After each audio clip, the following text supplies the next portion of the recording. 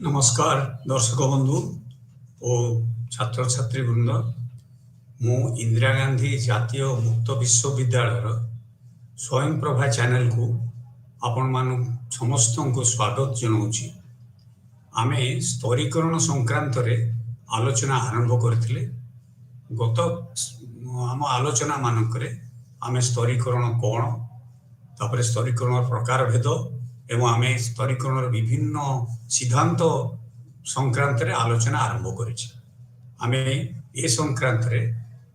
मनीषी Karl Marx स्तरीकरण संक्रांतीय सिद्धांत को आलोचना करथिले। मु एठी कहि रखे जे कार्ल मार्क्स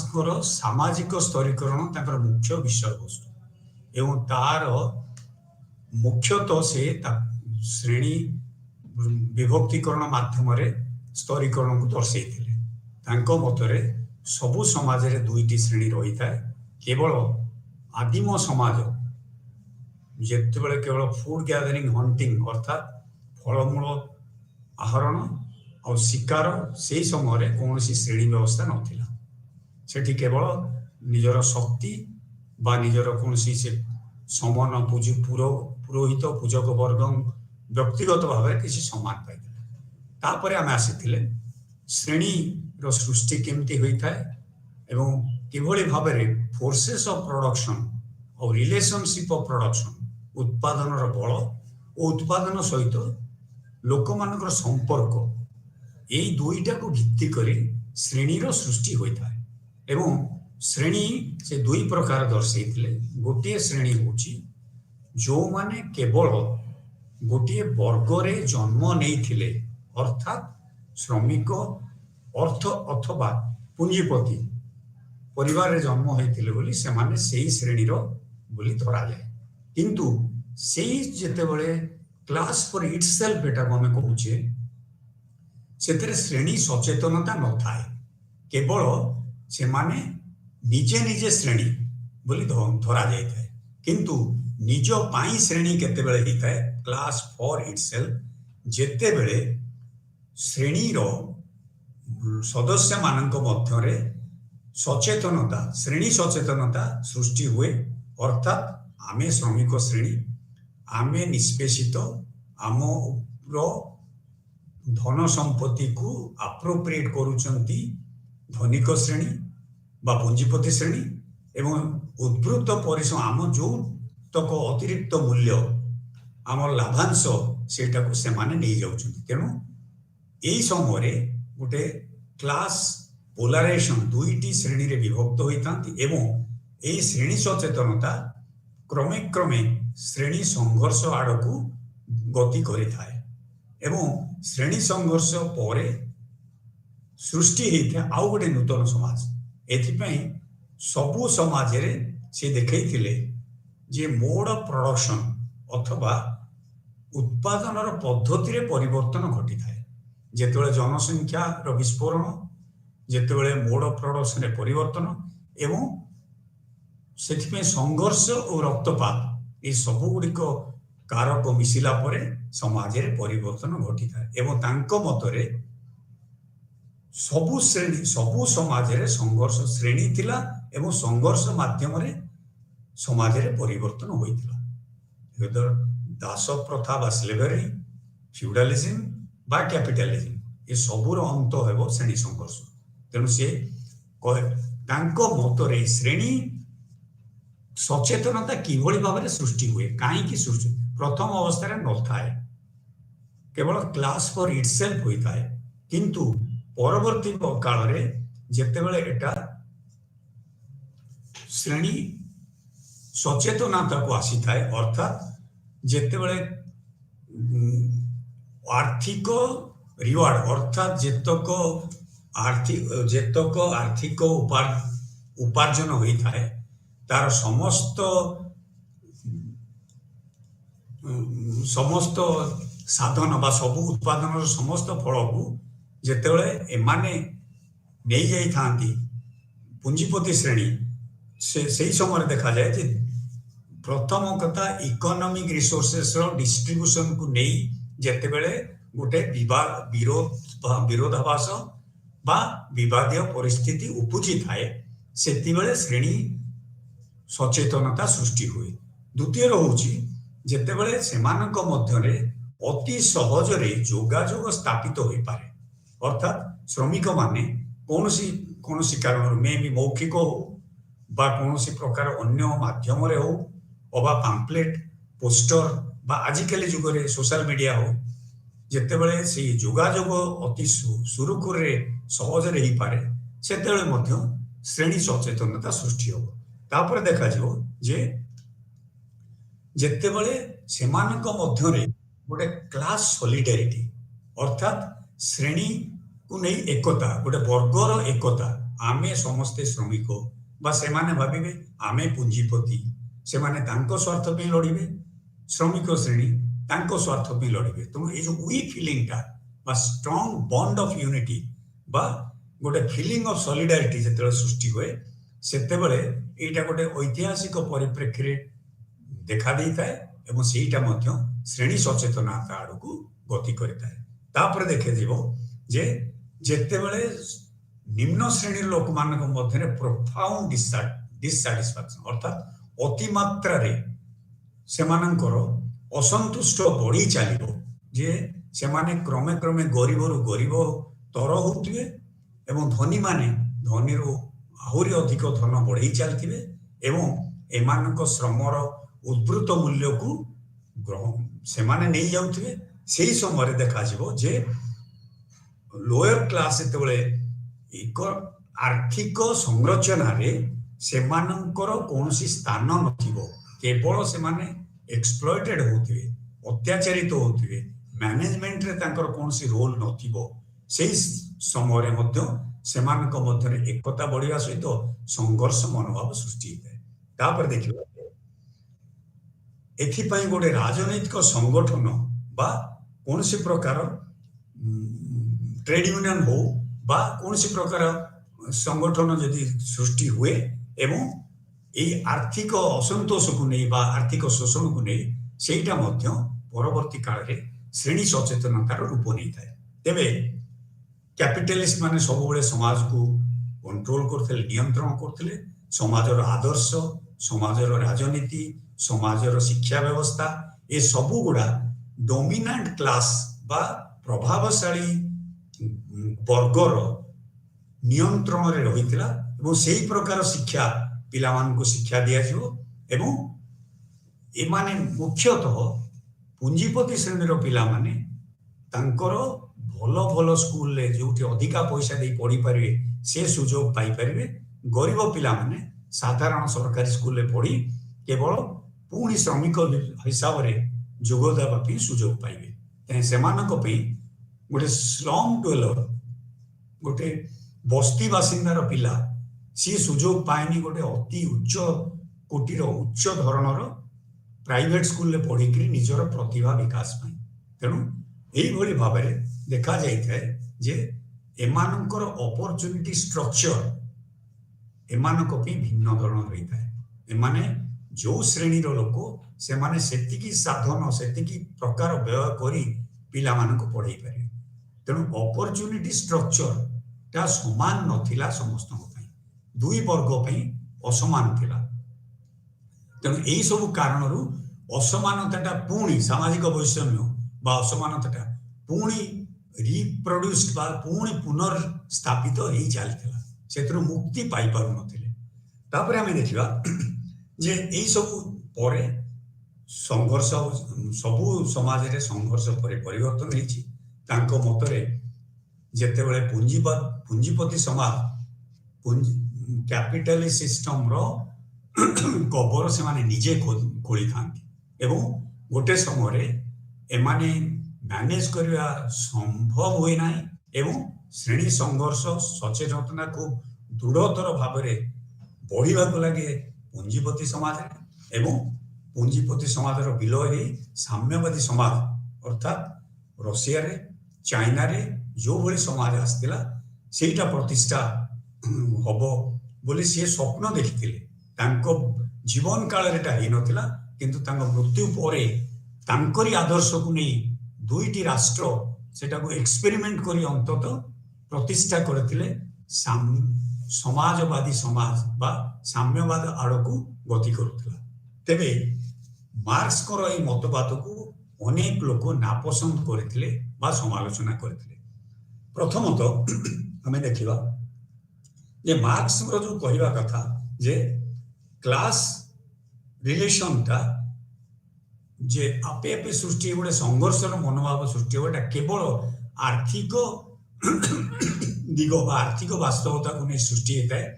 ସେଇଟାକୁ ଅନେକ ନାପସନ୍ଦ କରିଥିଲେ। ସେମାନଙ୍କର ଯୋଉମାନେ ନାପସନ୍ଦ କରିଥିଲେ ତା ଭିତରୁ ମାର୍କ୍ସ ୱେବର, ଡାରେଣ୍ଟ ଇତ୍ୟାଦି ଏବଂ ଏଲିଟ୍ ଥିଓରି ଯୋଉମାନେ ପ୍ୟାରିଟୋ, ମସ୍କା ଏମାନେ ସବୁ ପରବର୍ତ୍ତୀ କାଳରେ ଏହାର ଦୃଢ଼ ସମାଲୋଚନା କରିଥିଲେ। ସେମାନଙ୍କର ମତରେ କାର୍ଲ ମାର୍କ୍ସ ବୋଧେ ଜାତୀୟତା ବା ନ୍ୟାସନାଲିଜିମଟାକୁ ଇଗ୍ନୋର କରିଛନ୍ତି। ସପୋଜିଂ ଚାଇନାର ସାମ୍ୟବାଦ ସହିତ ଭାରତର କୌଣସି ପ୍ରକାର ଭାବରେ ସଂଯୋଗ ବା ଯୋଗାଯୋଗ ରହୁନାହିଁ। ସେଠିକାର ସାମାଜିକ ସ୍ଥିତି ହୁଏତ ଭିନ୍ନ ଧର୍ମର, ତାଙ୍କର ଜାତୀୟତା, ତାଙ୍କର ଐତିହ୍ୟ,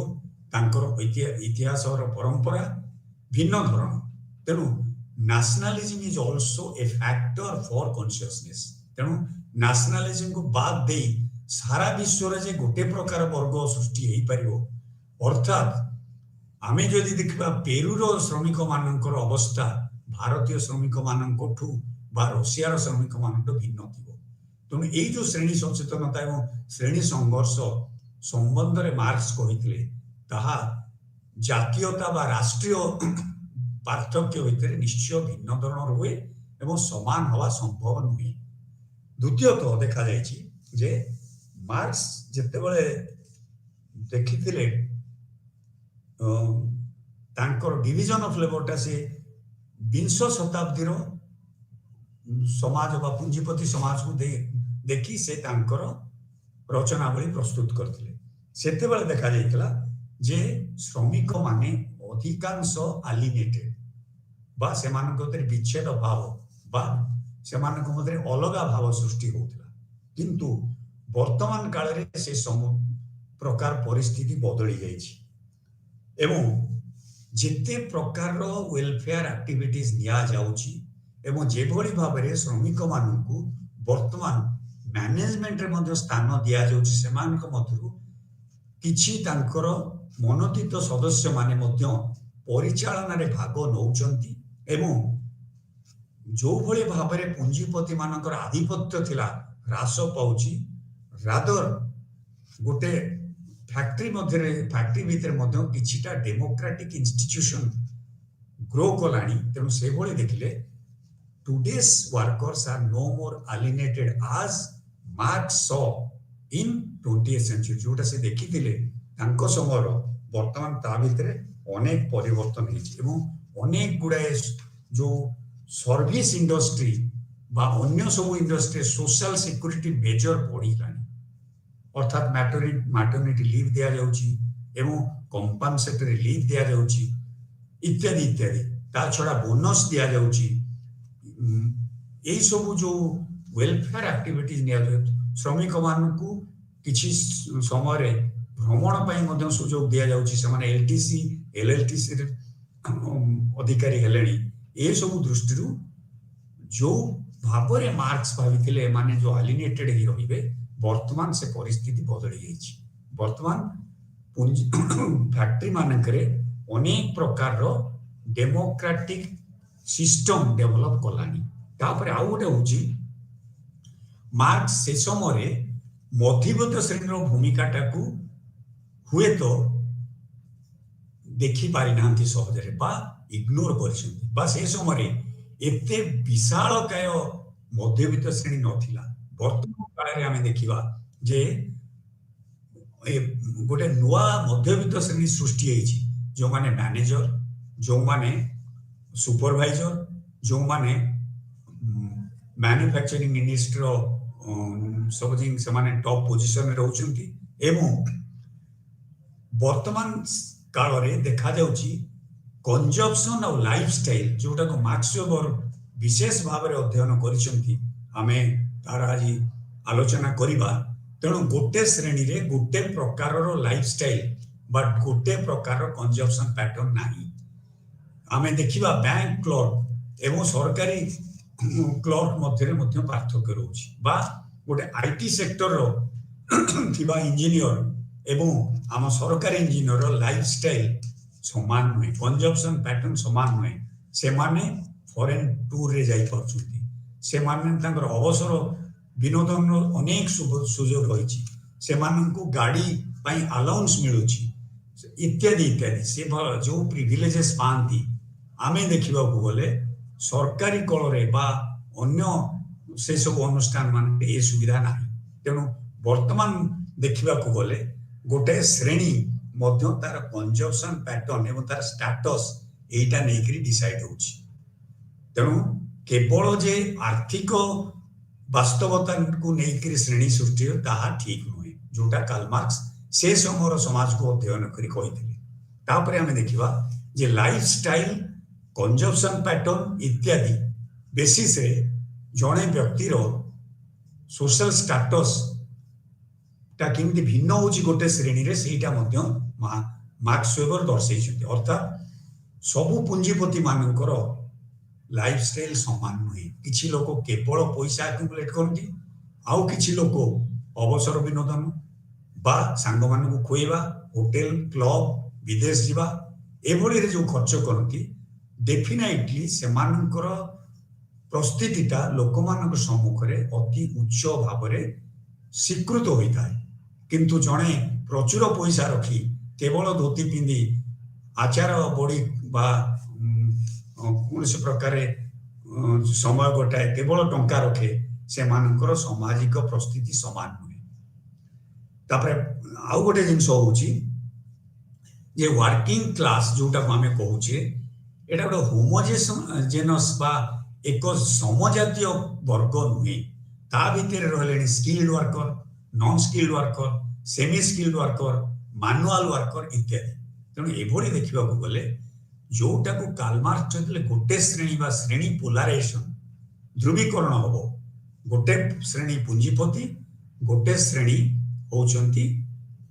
मैनुअल वर्कर बा जो श्रमिक। श्रमिक श्रेणी रे एते प्रकार डाइवर्सिटी बा विविधता कार्ल मार्क्स से समय देखा पाई नथिले। एबे आमे जोटा देखुचे बा वेबर जोटा दर्शाउछंती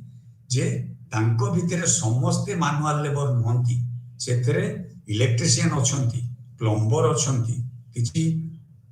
स्किल टेक्नीशियन अछंती जो मानको कहा जीवो जे से माने मेकानिक, से माने इंजीनियर नुहंती कि इंजीनियर तळ स्तर डिप्लोमा इंजीनियर्स एई भली भाबरे देखिले वर्कर मानक मध्यरे बहु प्रकार विविधता बा बहु प्रकार विभिन्न वर्ग देखा देछि। तेणु क्लास पोलाराइजेशन बा ध्रुवीकरण संक्रांत रे से जोटा कहिथिले सेटा सत नुहे। आज आधुनिक काल रे से प्रकार व्यवस्था बा से प्रकार स्थिति रहिनी एवं मिडिल क्लास जो मध्यवित्त श्रेणी एते बड़ी विशाल कायर एते विभिन्न आईटी सेक्टर, मार्केटिंग, तापर सर्विस सेक्टर यही सब जो एक्सपैंड होती आज आधुनिक काल रे सेटा सेते बेले नथिला। तेणु मार्क्स हुए तो यही सब स्थितिटा अध्ययन करिवार सुजोग पाई नथिले। एई गुडा कहूची कार्ल मार्क्स से तांको प्रदत्त जो विचारधारार केते गुडे डिफेक्ट बा केते गुडे लिमिटेशंस रही। तेणु पूर्ण मात्रा रे नहले मध्य मार्क्स जो श्रेणी रो अवतारणा एवं जे भली भाबरे से ऐतिहासिक वस्तुवाद को अवतारणा करथिले ताहा अनस्वीकार्य जे से समय बा आज मध्य विश्व रे सर्वश्रेष्ठ विचारक बोली आमे विचार करे। वन ऑफ दी माने जणे सर्वश्रेष्ठ विचारक। तेणु तांकर सिद्धांत रे किछिटा त्रुटि विच्युति रही पारि थाए किछि, किंतु ता अर्थ नुहे संपूर्ण रूपे तांकर सिद्धांत को आमे अणदेखा करि परिबा बा रिजेक्ट करि परिबा। आमे वर्तमान आसीबा आउ गोटे सिद्धांत को वेबर को आइडियाज। मैक्स वेबर जे कि आउ जणे जर्मन सोशियोलॉजिस्ट से कार्ल मार्क्स रो विचारधारा को विशेष भाव रे समालोचना करथिले। से केतेटा क्षेत्र रे तांको सहित एकमत होइथिले आउ केतेटा विचारधारा रे से सहित एकमत नही से भिन्न मत प्रकाश करथिले। तेणु आमे वर्तमान मार्क्स विचारधारा को आलोचना कर सारा परे आसीबा वर्तमान मार्क्स वेबर विचारधारा यही स्तरीकरण संक्रांत रे कौन से विषय आलोचना करिबा। तेबे आमे देखिबा जे जेतेले मार्क्स विशेष भाव में वर्किंग क्लास शोषण उपरे बेसी स्ट्रेस करथिले एवं दुईटा श्रेणी रे विभक्त करथिले बुर्जुआ एवं प्रोलिटरेट सेटा को कार्ल मार्क्स वेबर तांको सहित एकमत नहंती। से समाज रे चारिटा श्रेणी रहिबो बोली कहिथिले। आमे प्रथम रो कहि रखुचे जे कार्ल मार्क्स वेबर को अनेक चिंतक माने जो माने समाज चिंतक बा विचारक तांकु बुर्जुआ मार्क्स बोली मध्य अभिहित करथिले एवं से पुंजीपति व्यवस्थार एक दृढ़ समर्थक बोली मध्य तांकु अनेक अभिहित करछंती। तेबे आमे देखिबा वेबरकर धारणा स्तरीकरण संक्रांत धारणाटा को प्रथमे आम आलोचना करिबा तापरे कार्ल मार्क्स नो सहित तांकर कोठी दुई मत रही विभेद रही सम्यक आलोचना करें। प्रथमतः मार्क्स को स्तरीकरण को संपूर्ण रूपे से एकमत नहीं से तार किसी नुआ डायमेंशन देखिए अर्थात से तांको मतरे समाज रे जो स्तरीकरण व्यवस्था एटा केवल आर्थिक व्यवस्था उपरे स्थिरीकृत हो पारिबो नाही। एथिरे मध्य क्लास स्टेटस और पावर तीनटा डायमेंशन से तार अवधारणा करथिले। क्लास होची श्रेणी तापर होची स्टेटस गोटे होची हम सामाजिक परिस्थिति एवं आउ गोटे होची पावर जोटा कि पार्टी बा जोटा कि a person when comes to power he has the coercive mechanism by which he can impose his will on others। तेणु जे जड़े इलेक्टेड ही मंत्री ही पारिला ता हाथ स्टेट मेसिनरी रहिला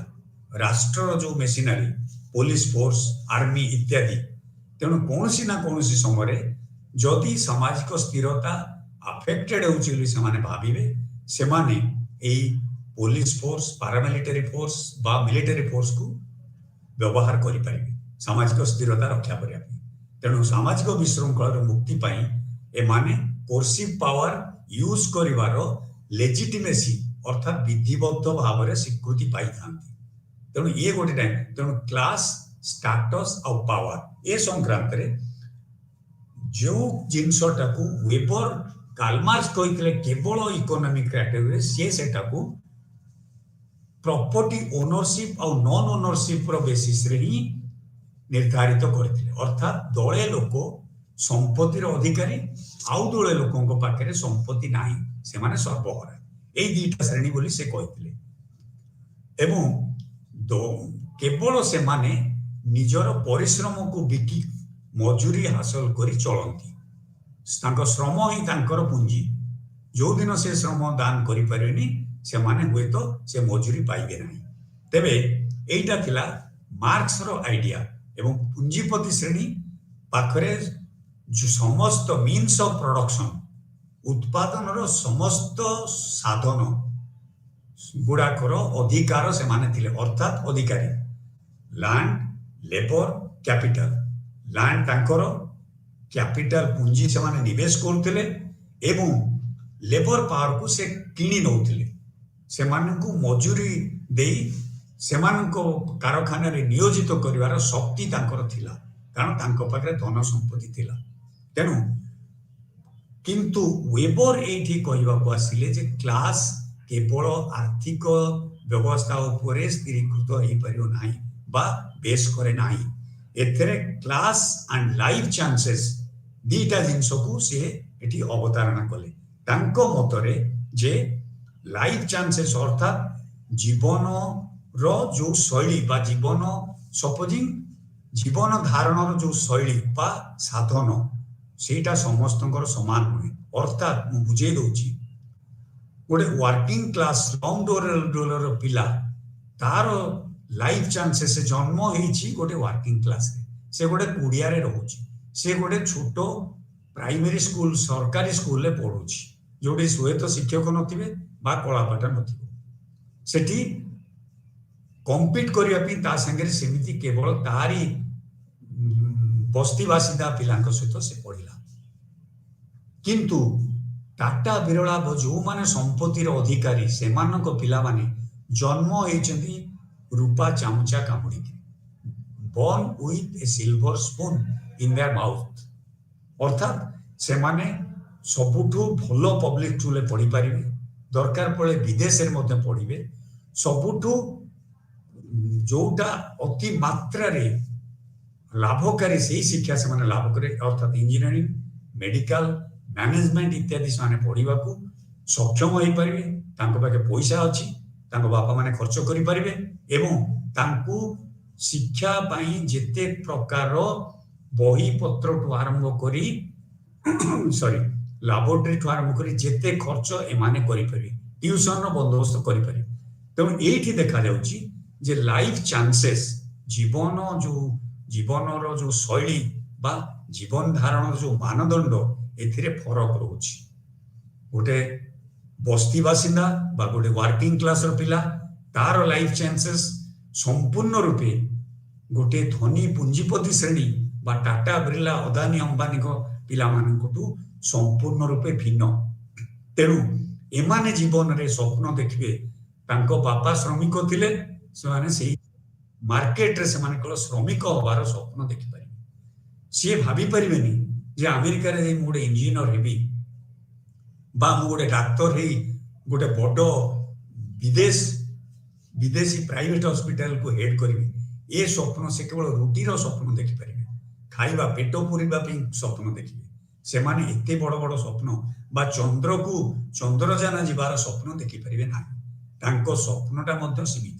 ତେଣୁ ଏଇଠି ୱେବର ଅବତାରଣା କଲେ ଯେ ଜୀବନର ଧାରଣର ଯୋଉ ମାନଦଣ୍ଡ ବା ଜୀବନ ଧାରଣର ଶୈଳୀ ସମସ୍ତଙ୍କର ସମାନ ନୁହେଁ। ତେଣୁ ଏଇଟାକୁ ଭିତ୍ତି କରି ପରବର୍ତ୍ତୀ କାଳରେ ତାଙ୍କର ପ୍ରସ୍ତୁତି ବା ଶ୍ରେଣୀ ମଧ୍ୟ ନିର୍ଦ୍ଧାରିତ ହବ। ଗରିବ ୱାର୍କିଂ କ୍ଲାସର ପିଲା ମୁଖ୍ୟତଃ ୱାର୍କର ହେଇ ରହିଯିବ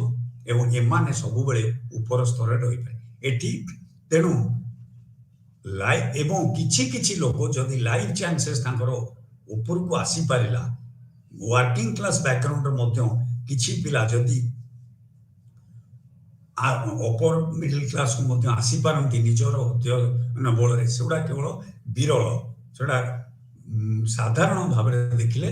ଅପରଚୁନିଟି ଷ୍ଟ୍ରକ୍ଚର ତାଙ୍କ ପାଇଁ ଭିନ୍ନ ହେଇଥାଏ, ଏମ୍ପ୍ଲୟମେଣ୍ଟ ଫ୍ୟାସିଲିଟି ସେମାନଙ୍କର ଭିନ୍ନ ରହିଥାଏ। ତେଣୁ ଆଉ ଗୋଟେ ଜିନିଷ ମଧ୍ୟ କହିଥିଲେ ଯେ ଯେତେବେଳେ ଜବ୍ ମାର୍କେଟ ସିଚୁଏସନ ଡିସାଇଡ୍ କରେ କଣ ନା ଇଏ କୋଉ ବର୍ଗର ପିଲା, ସେ କୋଉଥିପାଇଁ ଫିଟ୍ କରିପାରିବ, ସେ କଣ ପଢିଛି। ତେଣୁ ଯେତେବେଳେ ଏମାନେ ମାର୍କସଙ୍କ ବିଚାରଧାରାକୁ ସେ କାଉଣ୍ଟର କରୁଛନ୍ତି ଲାଇଫ୍ ଚାନ୍ସେସରେ, ସେ ଲାଇଫ୍ ଚାନ୍ସେସ୍ ଗୋଟେ କଲେକ୍ଟିଭ ୟୁନିଟ୍ ହିସାବରେ ଧରିଛନ୍ତି, ସେ ଇଣ୍ଡିଭିଜୁଆଲ ୟୁନିଟ୍ରେ ଧରିଛନ୍ତି। ଗୋଟେ ସମୂହ ଶ୍ରମିକ ଶ୍ରେଣୀର ପିଲାମାନେ ବା ପୁଞ୍ଜିପତି ଶ୍ରେଣୀର ପିଲାମାନେ, ଏଭଳି ଗୋଟେ ସମୁଦାୟ, ତା ଭିତରେ ଇଣ୍ଡିଭିଜୁଆଲ ଡିଫରେନ୍ସେସ୍ ଥାଇପାରେ। ଗୋଟେ ପିଲା ହୁଏତ ଆଜିକାଲି ଯୋଉ ରିଜର୍ଭେସନ ଫଳରେ ସିଏ ଆଇଆଇଟିରେ ପଢିକିରି ବା ମେଡିକାଲରେ ପଢିକିରି ମଧ୍ୟ ଡାକ୍ତର ଇଞ୍ଜିନିୟର, କିନ୍ତୁ ଏଟା ସମସ୍ତଙ୍କ ପାଇଁ ପ୍ରଯୁଜ୍ୟ ନୁହେଁ। କେବଳ ବ୍ୟକ୍ତିଗତ ଭାବରେ କିଛି ଲୋକ ସେଇଟାର ସୁବିଧା ନେଇକିରି ଉପରକୁ ସେ ଉପର ବର୍ଗକୁ ଉନ୍ନୀତ ହେଇପାରିଥାନ୍ତି। ତେଣୁ ୱାର୍କିଂ କ୍ଲାସର ଚାଇଲ୍ଡ ସିଏ ମ୍ୟାକ୍ସିମମ୍ ଗୋଟେ ବାରିୟର ଭାଙ୍ଗିକିରି ବେଟର ଏଜୁକେସନ ଯଦି ପାଇଲା, ସିଏ ତାହେଲେ ତାର ଯୋଉ ଅପରଚୁନିଟି ଷ୍ଟ୍ରକ୍ଚରରେ ସାମାନ୍ୟ ଉଚ୍ଚକୁ ଯାଇପାରିବ। ସେ କିନ୍ତୁ ଭାବି ପାରିବନି ଯେ ଆମେରିକାରେ ଯାଇ ମୁଁ ପଢିକିରି ଗୋଟେ ବଡ ଇଞ୍ଜିନିୟର ହେଇ ଗୋଟେ ପୁଞ୍ଜିପତି ହେଇପାରିବି। ସାଧାରଣତଃ ସମ୍ଭବ ନୁହେଁ, ମେ ବି ଦେୟାର ଆର୍ ଏକ୍ସେପସନ୍ସ। ତାପରେ ଦେଖାଯିବ ଗୋଟେ ଇଣ୍ଡଷ୍ଟ୍ରିଆଲିଷ୍ଟ ବା ପୁଞ୍ଜିପତି, ଗୋଟେ ଶିଳ୍ପପତିର ପୁଅ, ସିଏ ସାଧାରଣତଃ तार जो आबिलिटीजटा केवल ता अपॉर्चुनिटी स्ट्रक्चर जोगु पढ़िବାକୁ ଲାଗେ से भल स्कूल रे पढ़िला तापे ट्यूशन खंजा जाई पारला तापे भल बही किणा जाई पारला इत्यादि किंतु वेबन को कहवा कथा होची ए जो एक्सेप्शन टा रूल नुहे अर्थात जणे जणे जे बारियर भांगी ऊपर को उठिले श्रमिक सेटा साधारण समस्त को भी प्रযোज्य होई नଥାଏ तापर देखा जो गोटे जेनेरेशन परे हुए तो एमाने गोटे गोटे क्लास को उन्नीत होई पारंती तेणु लाइफ चांसेस रो डेफिनेशन कोनकर कहया कथा sharing the common economic and cultural goods which are available differently for different अर्थात गोटे आर्थिक वर्ग जो माने कि तांकर समान प्रकार धर्म विश्वास एवं रीतिनीति परंपरा को साधारण भाव में ग्रहण करिथांती ताकू गोटे कलेक्टिविटी बा समुदाय हिसाब रे मार्क्स वेबर धारणा ଦେଇଥିଲେ ବା ସେଇଟାକୁ ସେ ଅଭିହିତ କରିଥିଲେ ଏବଂ ଏଇଟା डिफरेंटली भिन्न भिन्न ग्रुप रे एटा डिफरेंटली देखा जाइए तापर लाइफ चांसेस ता साधारणतः मार्केट सिचुएशन डिसाइड करे बोली वेबर मत देइथिले मार्केट सिचुएशन कोन ना साधारणतः ए सन ऑफ ए वर्कर गोटे श्रमिकर पुओ बा संतान सी साधारणतः is best suited for becoming a worker कारण से ता घरु देखिछि बापा जो संस्कृति रे बढिछि बापा जो काम करुछि सेही कामटा ता मनरे गोटे छाप इम्प्रिंट हे रहि जाइछि गोटे बढेईर पुओ गोटे भंडारीर पुओ गोटे धोबार पुओ मूलरू तांको घरर संस्कृति गोटे सपोज शिल्पकार पिला से माने साधारणतः निज सराउंडिंग भितर थिबा लोक मानकु देखि बापा करुथिबा काम भाई करुथिबा काम को देखि निजको मोल्ड करिथांती सेही ढांचारे सेही छांचरे से माने गढ़ी उठिथांती तेनु मार्केट सिचुएशन कोन ना साधारणतः प्रॉपर्टी ओनर माने जनरली प्रॉपर्टी ओनर पिला मानकर मार्केट सिचुएशन एमानक मार्केट सिचुएशन अलगा प्रकार होता है तेणु एमाने मार्केट रे प्रायतः बजार व्यवस्था भितर श्रमिक श्रेणी अब्जर्व होता से माने ऊपर शिल्पपति श्रेणी बा निजे किछि करिकि उद्योग निजे प्रतिष्ठा करि तेणु ये जो जिनसटारे मार्क्स और वेबर भितर दीटा फरक होची कार्ल मार्क्स संपूर्ण रूपे ऑब्जेक्टिव क्राइटेरिया रे श्रेणीटा को विभक्त करथिले अर्थात ऑब्जेक्टिव मटेरियल रियलिटी तार धन संपत्ति वस्तुवादी जीवन रे सीए सर्वहरा ना सीए पुंजीपति तेणु ता पाखे साधन कौन अच्छी संपत्ति कौन अच्छी यही भित्तिरे सी श्रेणीटा को प्योरली ऑब्जेक्टिव मटेरियल रियलिटी उपरे निर्धारित करथिले किंतु वेबर सेठी आनिले जे सब्जेक्टिव रियलिटी मध्य अच्छी लाइफ चांसेस गोटे सब्जेक्टिव रियलिटी एवं साधारणतः जो मार्केट सिचुएशन एटा मध्य भिन्न धरण रही था सबू श्रमिक मानकर लाइफ चांसेस समान ने अर्थात श्रमिक भितर जो skilled worker non skilled worker manual worker ये जो डाइवर्जेंस रहिला तेणु समस्त लाइफ चांसेस बा लाइफ स्टाइल समान होबो नाही तेणु लाइफ चांसेसटा डिस्टिंग्विश करता है मेंबर मानकू एवं सेमानकर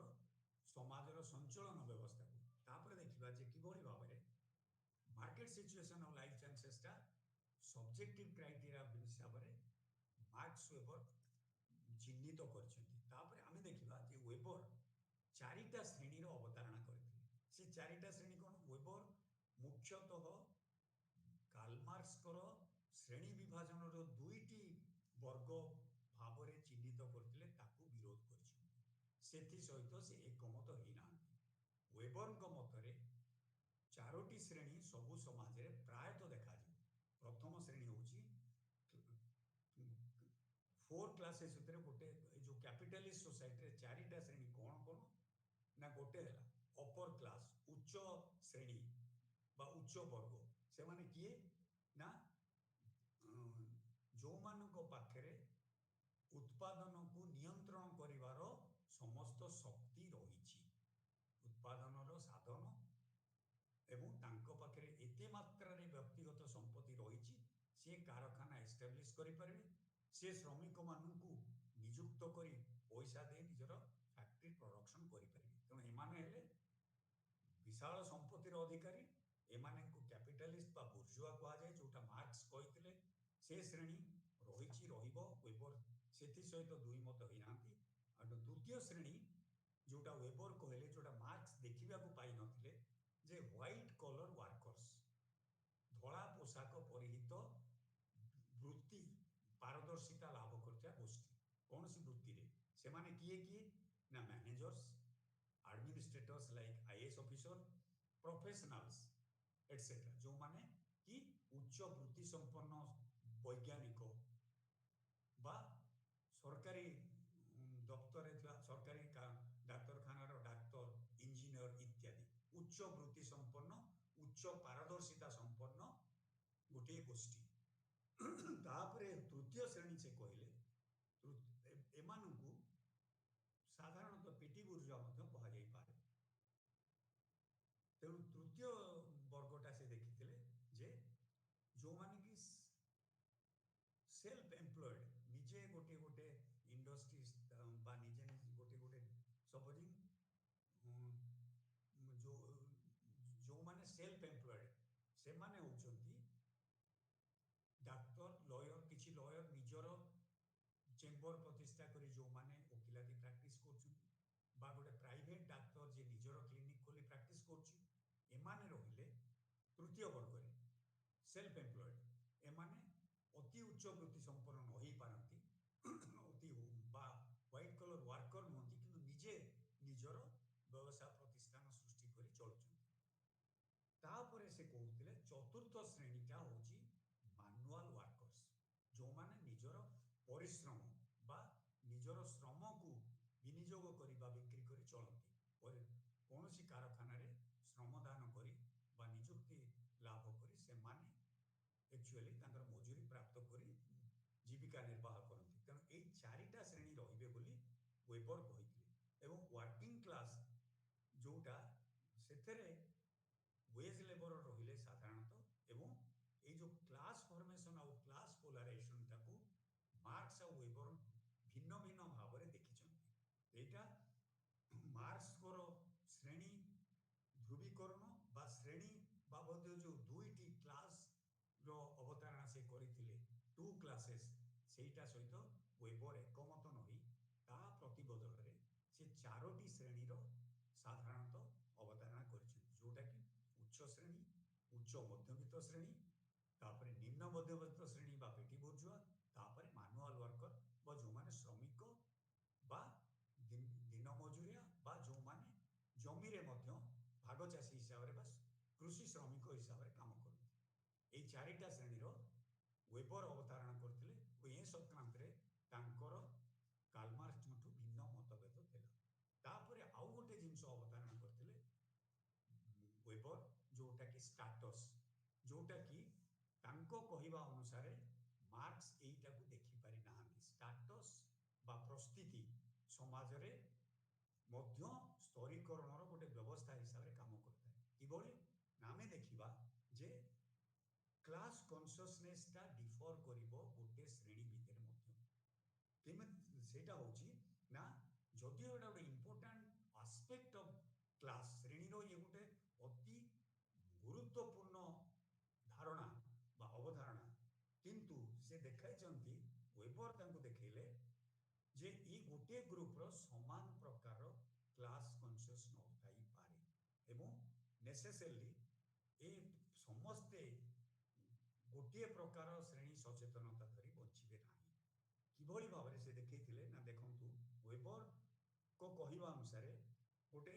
individual class situation need to be is becoming class conscious. ତେଣୁ ହି ୱାଜ ଅଲରେଡି, ସେ ଗୋଟେ ଷ୍ଟାଟସ, ଅର୍ଥାତ ଏଇଠି ଉଦାହରଣ ସ୍ୱରୂପ ମୁଁ ବୁଝେଇ ଦଉଛି ଯେ ଯୋଉ ଇକୋନୋମିକ ରିୟଲିଟିଜ ର ବେସିସରେ ଶ୍ରେଣୀ ସୃଷ୍ଟି ହେଇଥାଏ, କିନ୍ତୁ ଷ୍ଟାଟସ ଗ୍ରୁପ ସେ କୋଉଟାକୁ କହିଲେ ନା, ନର୍ମାଲି ଗୋଟେ କମ୍ୟୁନିଟି ବା ଗୋଟେ ସମୁଦାୟ, ଯୋଉଟା କି ସେ ସମାଜରେ সোশ্যাল এস্টিমেশন বা অনর উপরে নির্ভর করে। অর্থাৎ ଭାରତୀୟ ସମାଜରେ ଗୋଟେ ବ୍ରାହ୍ମଣ ତାର ସମ୍ମାନ ବା ତାର ପ୍ରସ୍ଥିତି ଅତି ଉଚ୍ଚରେ। ସିଏ ଶ୍ରମିକ ହେଲେ ମଧ୍ୟ, ସେ ସାଧାରଣ ଗୋଟେ ପ୍ରାଥମିକ ସ୍କୁଲ ଶିକ୍ଷକ ହେଲେ ମଧ୍ୟ ତାର ସାମାଜିକ ପ୍ରସ୍ଥିତି ଉଚ୍ଚରେ। କିନ୍ତୁ ଗୋଟେ ଶ୍ରମିକ ଯିଏ ନିମ୍ନ ବର୍ଗର ବା ନିମ୍ନ ଶ୍ରେଣୀର, ତାର ଷ୍ଟାଟସ ସମାନ ହେବ ନାହିଁ। ଏଠି ସେ ଏକା ଆର୍ଥିକ ପରିସ୍ଥିତିରେ ରହିପାରେ, ସିଏ school teacher, primary school teacher ବା ଇଏ ପ୍ରାଇମେରୀ ସ୍କୁଲ ଟିଚର ହେଇପାରେ, ବା ସିଏ ଗୋଟେ ଶ୍ରମିକ ଦିନ ମଜୁରିଆ ବା ଫ୍ୟାକ୍ଟ୍ରିରେ କାମ କରୁଥିବା ଶ୍ରମିକ ହେଇପାରେ। କିନ୍ତୁ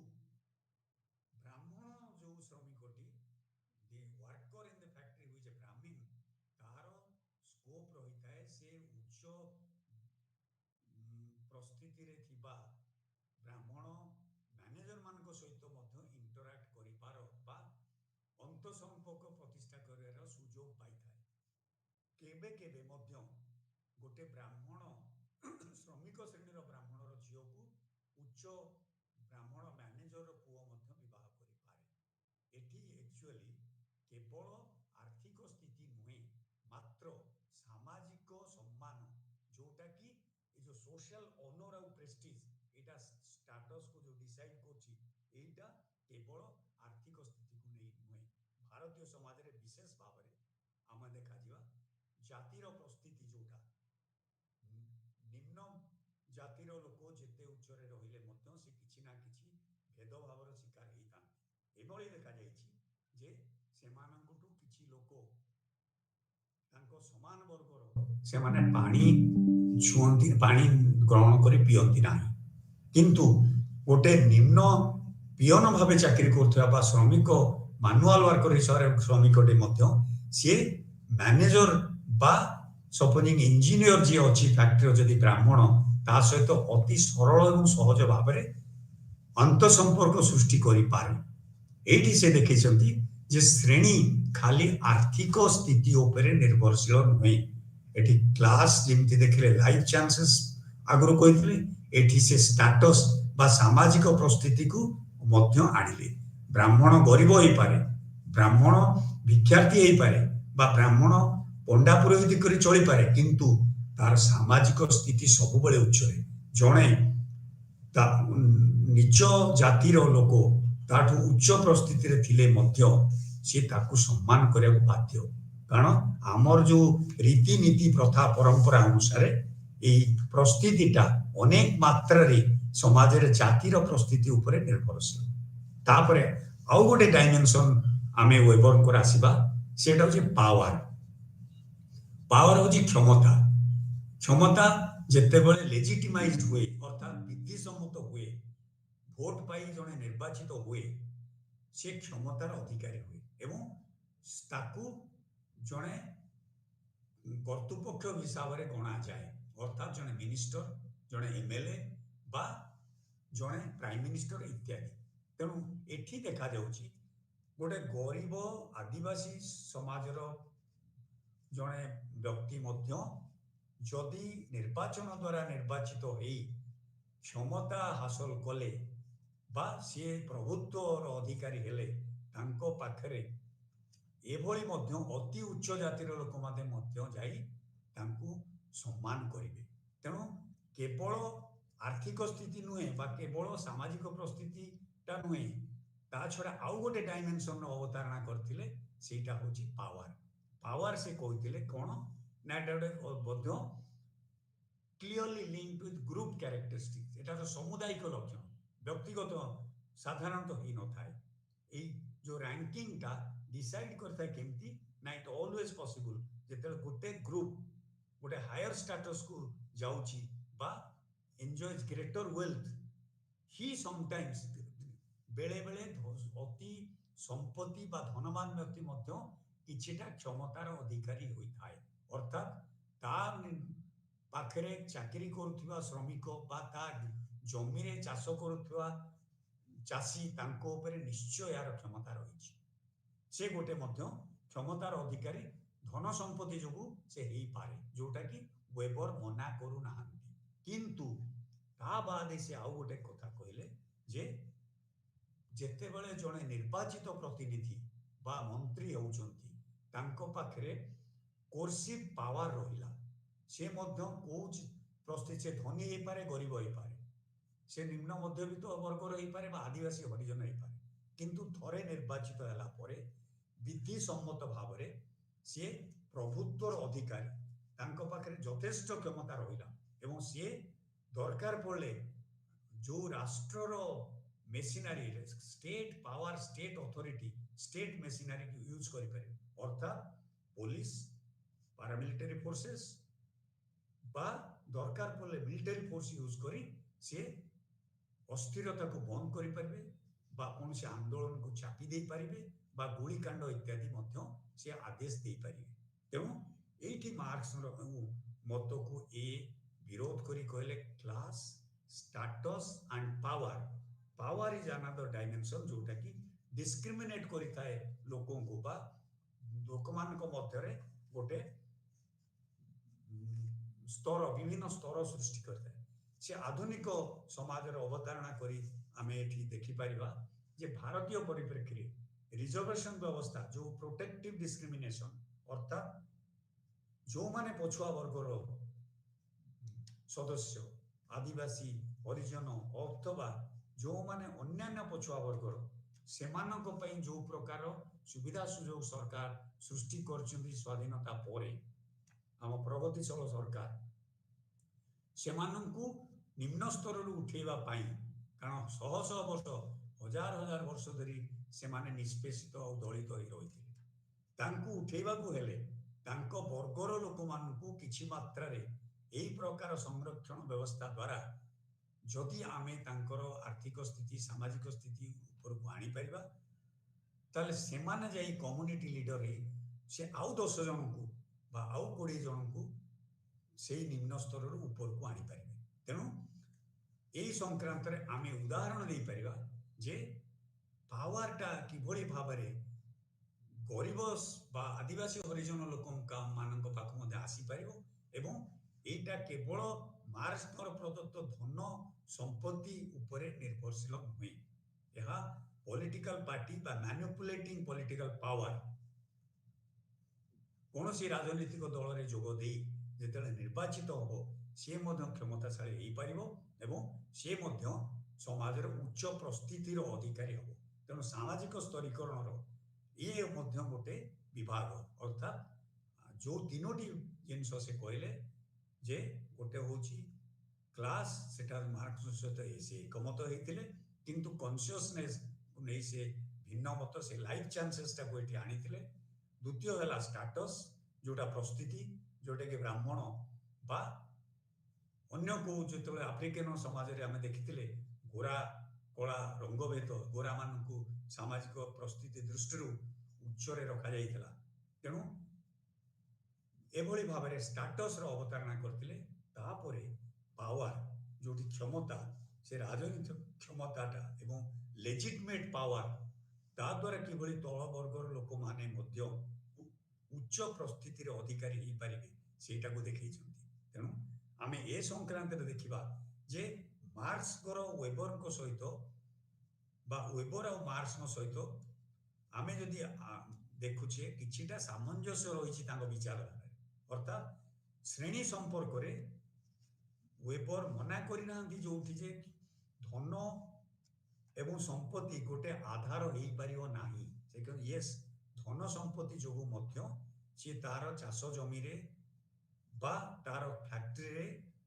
काम करथि लोकंक ऊपर निश्चय किछिटा क्षमता तार रहिबो एवं धनिक श्रेणी गोटे समाज रे रहिबे, से माने उच्च श्रेणी रो बोली विवेचित हेबे, सेटा को से मना करनानी। तापर त हमें आलोचना करिछि केमती व्हाइट कलर वर्कर्स बा जो माने कि उच्च वृत्ति संपन्न, तापर हमें निम्न मध्यवित्त श्रेणी निम्न मध्यवित्त श्रेणी ओ मानुअल वर्कर बा जो माने श्रमिक श्रेणी तार हमें अवतारणा करबा वेबर को विचारधारा देखिया को पाइले। तापर देखो जे तेणु किछिटा सामंजस्य सत्वे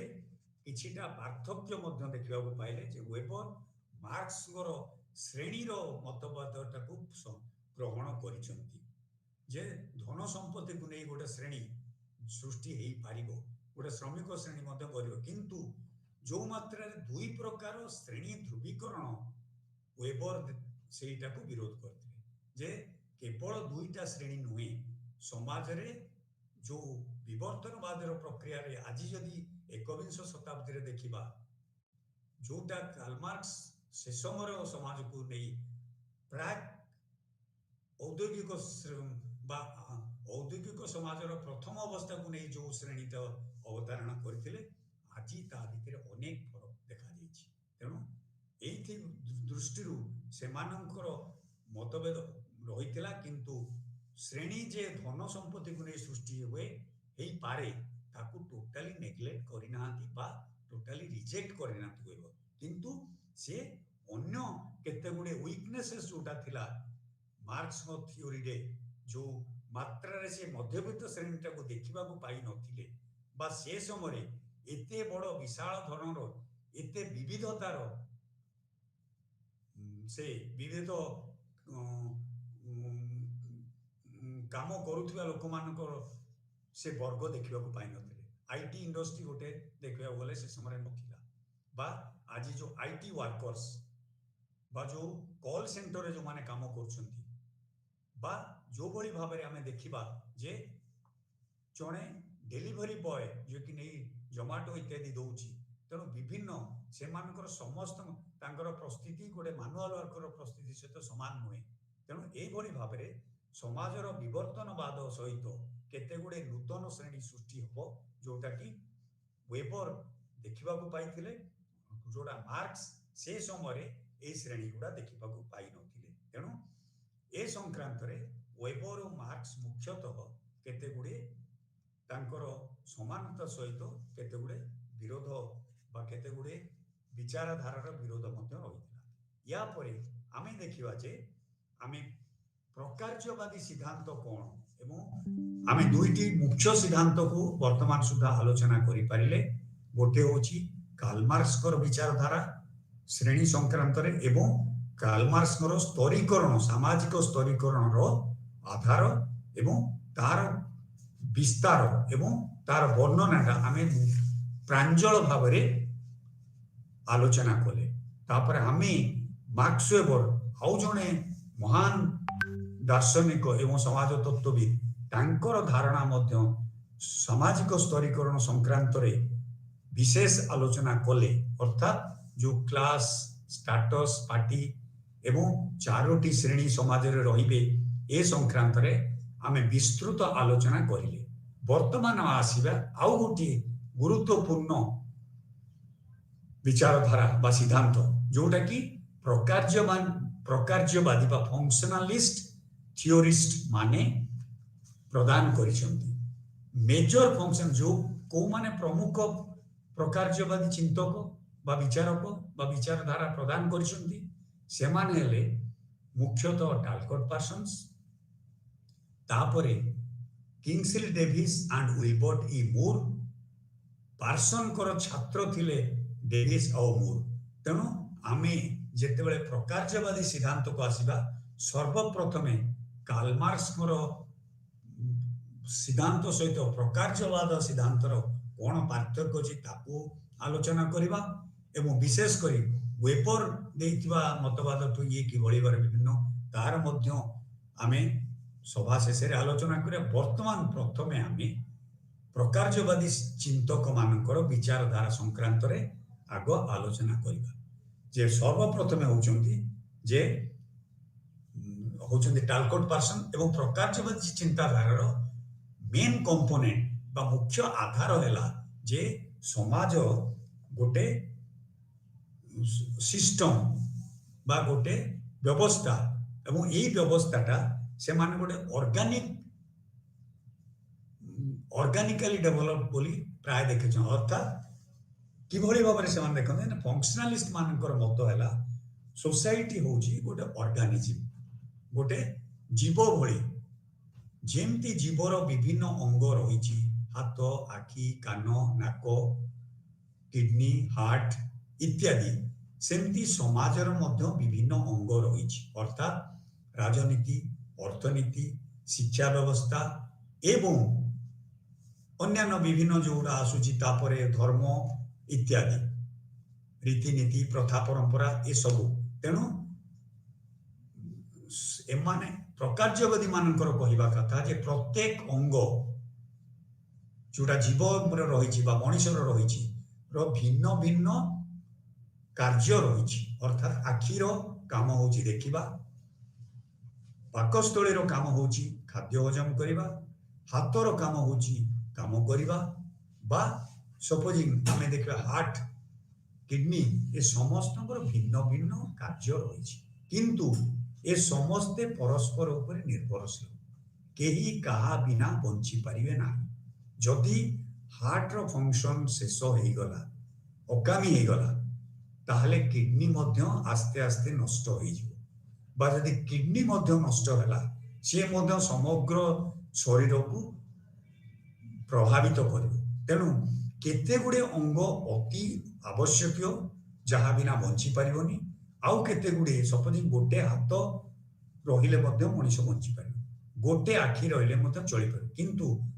जदि आमे देखे हार्ट न रहिले रही चली पारिबो नाही बंची पारिबो नाही एवं किडनी न रहिले मध्य बंची पारिबो नाही एवं एठी आमे गोटे देखिबा जे तेणु केते गुड़े भाइटाल ऑर्गन अति आवश्यक अंग आउ केते गुड़े होची पेरिफेरल बा सेकेंडरी ऑर्गन किंतु आमे आउ गोटे प्रकारवादी मानकर चिंताधारा होची ए सबु अंग गुड़िक परस्पर सहित जड़ित निर्भरशील एवं परस्पर भावरे they are actually mutually supporting परस्पर को साहाय्य करथांती जदि गोटे अंगरे कौनसी प्रकार पैथोलॉजी बा व्यतिक्रम देखागला ताहले सेटा मध्य अन्य अंग को क्रमे क्रमे प्रभावित करिवो एवं जदि समस्त अंग सठिक भाव में काम करुचंती ताहले संपूर्ण शरीर सुस्थ रही से भाव में समाज को मध्य से माने गोटे ऑर्गेनिक एनालॉजी बा गोटे तुलना करिसंती जे समाजर जो विभिन्न अंग रही अर्थनीति होची प्रोबेबली सबुठु अति गुरुत्वपूर्ण अंग बिना उत्पादन व्यवस्था रे कौनसी समाज बिना खाद्य उत्पादन एवं बिना खाद्य वस्त्र बासगृह जोटा यदि कौन समाज पूरण कर पारा ना ताले से समाज तिष्टि पारिबो ना तेणु यहाँ हूँ अति प्राक आवश्यकता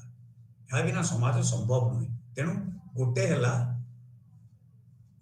अति आवश्यक तेणु इकोनॉमी पॉलिटी रिलीजन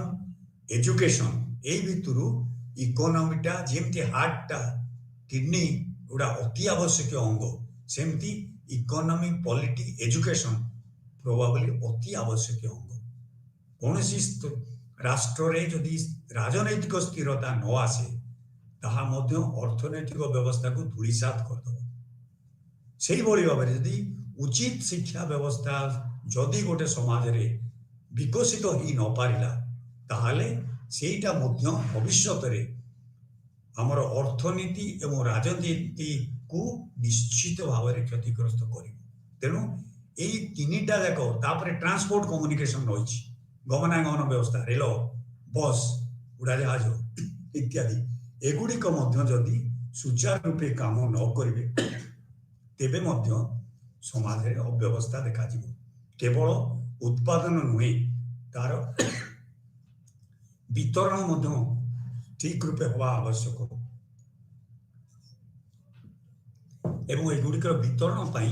गमनागमन व्यवस्थार आवश्यकता रही तेणु आम देखा जे transport communication is also a part of the social system तेणु यही प्रकारवादी मान चिंताधारा देखा गले से माने जीव सहित समाज को तुलना करते आम यहीटार परवर्ती आलोचना परवर्ती अध्याय परवर्ती श्रेणी रे आमे आलोचना करे आज तो समय हो आज मुझे विदाय नौ पुणी आसंता काली आमे ये असमाप्त आलोचना को आरंभ करिबा।